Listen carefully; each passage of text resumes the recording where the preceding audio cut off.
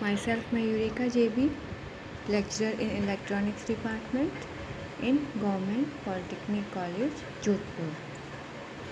आज हम पढ़ेंगे फाइनल ईयर का subject linear integrated circuits and design का चैप्टर नंबर 2 का topic 2.4 characteristics of ideal and practical operational amplifier.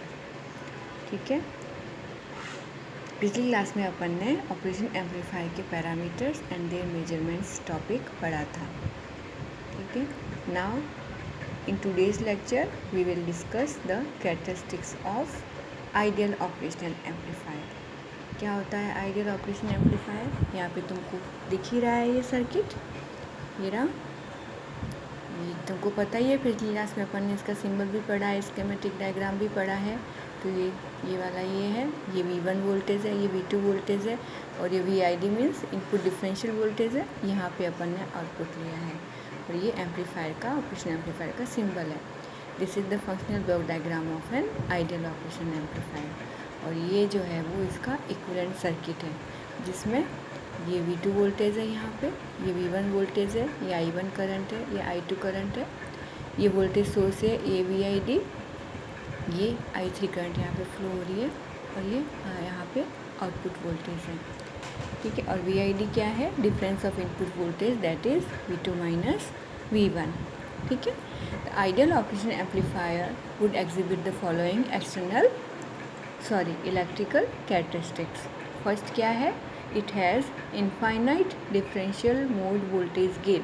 That means ये जो है वो आइडियल ऑपरेशन एम्पलीफायर में इनफाइनाइट होता है। दूसरा है zero common mode voltage gain, मतलब ACM, जो अपन ने पिछले क्लास में जो पैरामीटर्स पढ़े थे उसमें पढ़ा था। ये आइडियली ऑपरेशन एम्पलीफायर का क्या होता है? इसकी वैल्यू 0 होती है। ठीक है, थर्ड है I1 एंड I2 आर 0 और इनफाइनाइट इनपुट रेजिस्टेंस।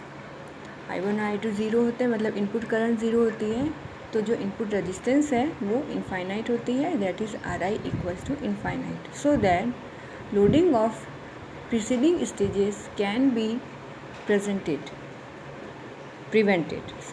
ठीक है, input impedance is coincidence for both between the two input terminals and from each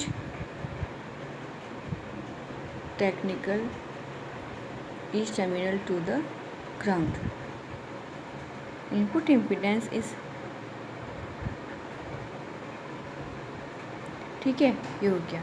next है आउटपुट रेजिस्टेंस जो होता है वो 0 होता है, so that is RO equals to 0, so that it can drive a number of other devices. मतलब इससे अपन नंबर ऑफ डिवाइसेस भी कनेक्ट कर सकते हैं।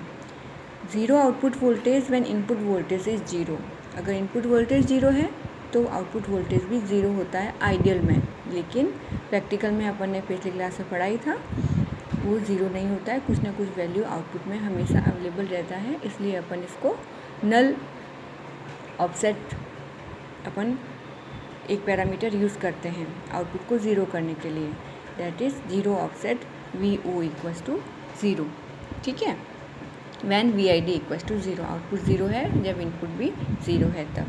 नेक्स्ट है इनफाइनाइट बैंडविड्थ। बैंडविड्थ जो होती है वो आइडियल ऑपरेशन एम्पलीफायर की इनफाइनाइट होती है, so that signal of any frequency from 0 to infinite hertz can be amplified without attenuation. तो जो बैंडविड्थ इनफाइनाइट होगी तो किसी भी प्रकार का फ्रीक्वेंसी सिग्नल अपन इस ऑपरेशन एम्पलीफायर को यूज़ करके एम्पलीफाई कर सकते हैं। Infinite CMRR common mode rejection ratio जो है वो आइडियल ऑपरेशन एम्पलीफायर का इनफाइनाइट होता है, so that amplifier can be matched free from undesired common mode signal like prickly, thermal noise etcetera. ठीक है, CMRR जो है वो आइडियल ऑपरेशन एम्पलीफायर का इनफाइनाइट होता है। इनफाइनाइट स्लू रेट भी इनफाइनाइट होती है, so that changes in output voltage can occur immediately as input voltage changes. जैसे ही इनपुट वोल्टेज या इनपुट फ्रीक्वेंसी चेंज होगी तो ऑपरेशन एम्पलीफायर के आउटपुट वोल्टेज भी उसी टाइम चेंज हो जाएंगे। दैट इज़, इसका मतलब है कि इस ऑपरेशन एम्पलीफायर की, that is ideal operation amplifier का जो स्लू रेट है वो इनफाइनाइट है।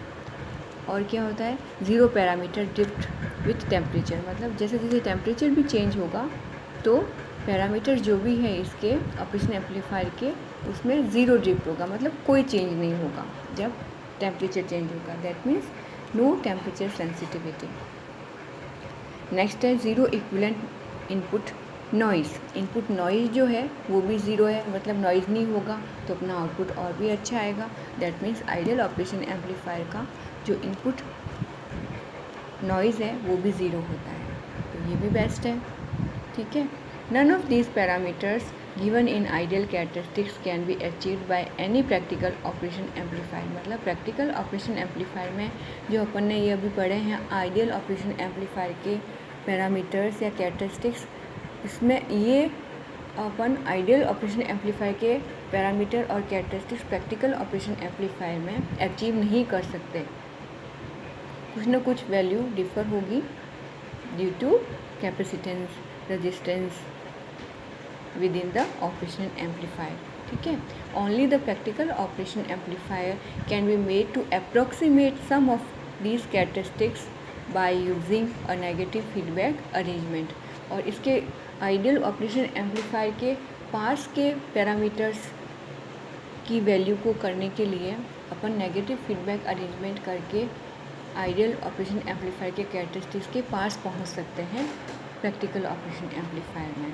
ठीक है। This is all about ideal operation amplifier characteristics. और ऑपरेशन एम्पलीफायर का आइडियल वोल्टेज ट्रांसफ़र कब क्या होगा, as we know, we output जो होता है वो AVID होता है। That means gain input differential voltage, और इनपुट VID कितना है, V1 minus V2। This equation 1 is the basic operation amplifier equation in which the output offset voltage is assumed to be 0. Output offset voltage इसमें अपन ने 0 मान लिया है। The graphical representation of this equation is shown in the figure.